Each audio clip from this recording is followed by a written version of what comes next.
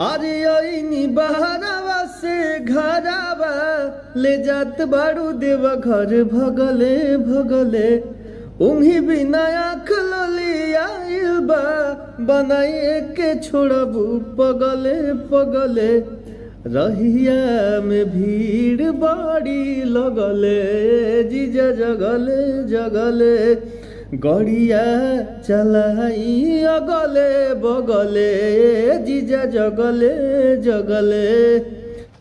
सभी अपना अपना जगह पे सभी कलाकार अच्छा काम करते हैं। कुछ कलाकारों को छोड़ के सभी कलाकार अच्छा काम करते हैं। कुछ कलाकार ऐसा भी गाना गाते हैं जो कि समाज में वो ऐसे सीना तान के खड़ा नहीं हो पाएंगे। अगर खड़ा हो पाएंगे तो हमारे सामने खड़े होके दिखाएं।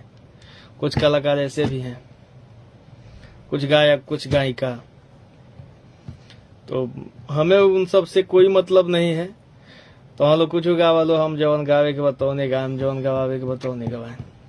देखिए भैया, हम केहू के समझावे लायक नहीं है, कहे से कि सबसे उम्र छोट बा। केहू के मार्गदर्शन देवे लायक नहीं है, कहे से कि स्टार लोग के बीच में हमारे कोनो औकात नहीं है। तो हम केहू के कुछ ना कहें, बस रउआ लोग से विनती करें कि रउआ लोग भगवान बानी,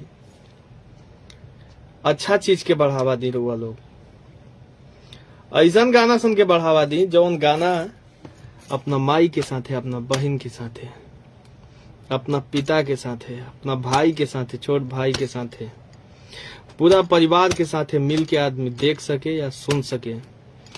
ऐसा गाना के रउआ लोग बढ़ावा दी।